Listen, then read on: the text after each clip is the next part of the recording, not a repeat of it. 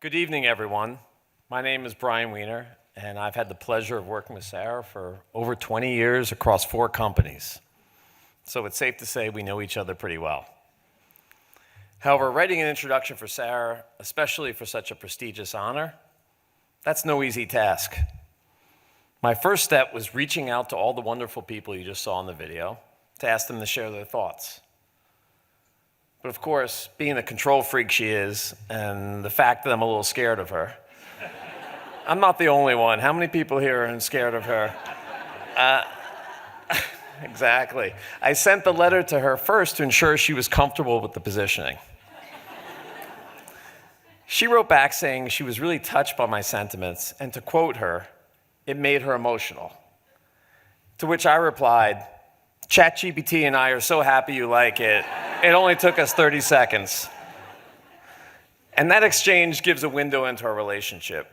We're a bit of an odd pair as business partners. I refer to her as Super Jew because Sarah is modern Orthodox and spends her Saturdays praying to the Almighty Hashem, who is both generous and merciful. Conversely, she describes me as being Jew-ish, because I spend my Saturdays praying to the golf gods, who, as all golfers know, are cruel and merciless. But more seriously, as you heard in the video, ingenuity, inspiration, and generosity are the themes of her life. Her professional achievements are too numerous to recite fully, and Lisa did a good job of citing a bunch of them, but I'll highlight 3. First, she's a digital marketing pioneer. She was on the forefront of search, then social, and then e-commerce. She helped make 360i Ad Age's A-list 8 out of 10 years, and she famously broke the internet with the Super Bowl dunk in the dark Oreo tweet during the Super Bowl outage in 2012.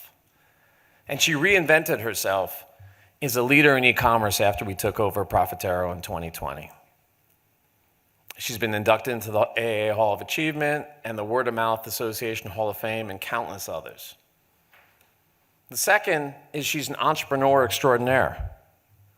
She's been integral to building and selling 2 companies over the last 2 decades, generating tremendous wealth opportunities for investors and employees alike. And the third is she's a CPG whisperer. She is on speed dial for legions of CPG executives seeking her counsel, and is an influential member of the Campbell's Soup Company Board of Directors. Yet, her biggest achievements lie in her legacy of helping others become their best selves. Whether it's her family, her legion of mentees, or her clients, all of whom were well represented in this room. So I want to close by echoing what Rachel Tipograph said in the video. Sarah inspires me to be a better mentor, a better person, and a better Jew, especially in times like these, where Jews are under attack like never before in our lifetime. So please join me in welcoming Sarah Hofstetter, industry titan, a big personality with a big hair and a big smile. So Sarah, please come up.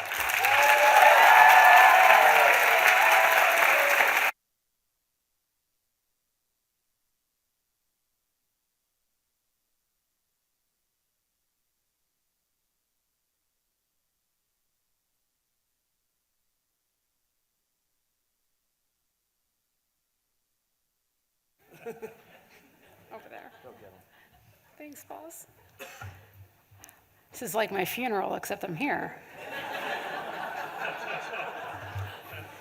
I mean, like, seriously, it's like, this is your life. I've got my birthday girls, I got my Eve ladies, I got my mom and dad on opposite sides like they should always be. Thank you for taking your seats. I got my 360i alum all spread all over the place, my publicist homies. This is not in the in the teleprompter, so I will get there, don't worry. I am so, wow, this is just super awesome, and my family. I'm very happy right now. Okay, boss, where's boss? Boss. So, after 24 years, you really like me, huh? been second guessing for a while. If ever you've seen the banter, or if you're my kids heard the screams coming from my office, you might be questioning. Anyway, thank you. That was very, very thoughtful, and I hope somebody recorded this because I will need it the next time we get into an argument. When I got the call about being honored, the questions were racing through my head. Is this a joke? How many other people were called before? Who said no first? Is anybody gonna come? What am I gonna wear? You know, neurotic Jew. I've always been a curious person, asking questions beyond what am I going to wear. Although I will say there were a lot of people here texting me an hour before saying, what should I wear tonight? If you don't know, how the hell did you get here? I'm on the subway on my way uptown, and I'm like, why are you asking me what to wear? Like, have you not thought about this before 5 o'clock today? And yet you got a dress, it's great. Anyway, I've always been a curious person. My career has been defined by it. Seeing the world as it is, trying to figure out how to chart new spaces, bridge divides, as Bryan mentioned, whether that was for my clients or the companies that I ran with many of you, whether that was search or social, now commerce. I guess that's one of the reasons I'm getting this award, other than, being the Jewiest Jew that most of you know. The same is true in my personal life, though, seeing the world as it is and then trying to figure out where I fit in. And religious observance has been a big part of it. I've never been shy about being Jewish, but it has never felt so isolating and scary, which is something I did not expect to happen in my lifetime. And this has happened due to a very vocal minority that is dominating the news, especially social media, with a skewed reality that is not being sufficiently countered. But here's my hope and belief. The supermajority of the people in this country think that stuff's crazy and are supportive, albeit quietly, of the Jewish people. Initially, I thought it was just the echo chamber of those who I surround myself with. And I just want to take a second to thank so many of you in this audience, many are not Jewish, who reached out to me over the past few months asking how I'm doing, asking how my family is doing. And it's not lost on me that more than half the people that are actually here aren't Jewish. Not that anybody was taking count or anything like that. That's creepy. But you showed up, and that's pretty awesome. Because it's bigger than that. Yes, thank you.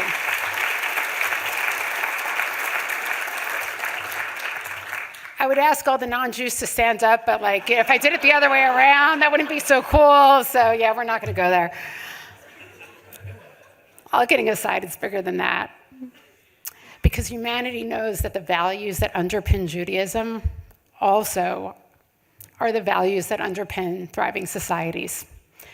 And a big part of being a good Jew, regardless of what Bryan espouses, is being a good person.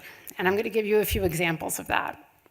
The first is tzedakah, charity. Now, we are at a fundraiser, after all, scan your QR codes and such. But it's not just about giving money. I'm sorry, UJA. It is about giving money, but also the highest form of tzedakah is teaching people to fish. Instead of giving them money, you're giving them a path to earn it on their own and grow their career. I can't tell you how many people I just see just looking around, not reading the teleprompter, sorry, that do this day in and day out in their lives, help others build their careers, giving guidance, mentorship, connections to do that. You are all big tzedakah people. The second, and I'm going to speak a little Hebrew, but it's very, very little, don't worry. V'ahavta l'reacha kamocha, which is love thy neighbor. Treat others like you would want to be treated. It doesn't say treat Jews like you would want to be treated. Treat others. All. The UJA is not an organization just for Jews. Their mission statement specifically says, includes caring for New Yorkers of all backgrounds. That is a Jewish value. And the third, there's 613, so we're only going to go with 3, all right? The third is hakarat hatov, making the effort to appreciate the good. If this isn't an opportunity to say thank you for the next 2 hours, I don't know what it is. Don't worry, I only got 1 minute left.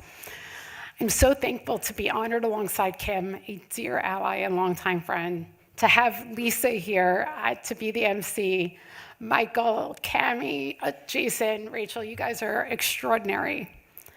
I'm thankful to the UJA because among many other things you saw in that video earlier, the UJA is the voice of Jews in corporate America. Now you would think we have it, we don't. And it means so much that the UJA has leaned in to fill a void that was there. Now I want to ask you guys to do something. I hope you're okay with it. You could always say no. Now, while I know that everyone in this room is part of that supermajority of support, we cannot let the more vocal minority be louder than we are. We need more voices in private and public spaces to secure our Jewish future in New York, in America, and in the world. That is the job of Jews and non-Jews alike. Now, for any of you who have worked with me before, you know I love a little alliteration. And I love the rule of 3. So I'm going to ask you to do 3 things that start with the letter E.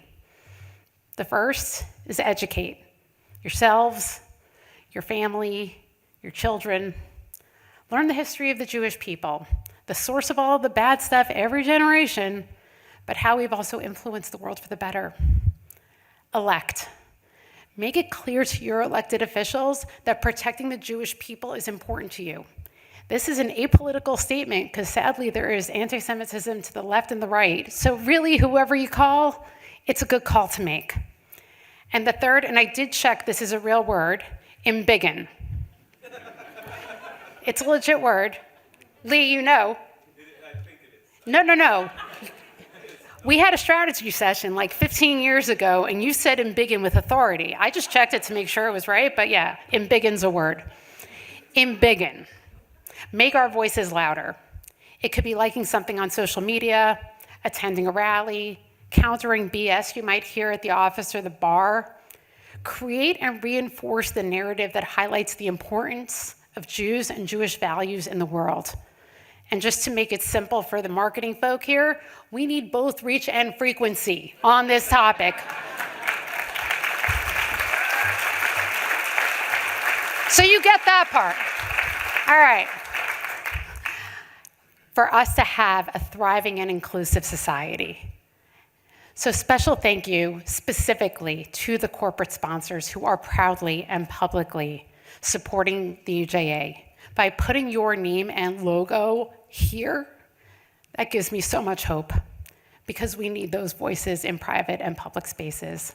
And thank you so much to the UJA for allowing me to have a voice in this room tonight. Thank you.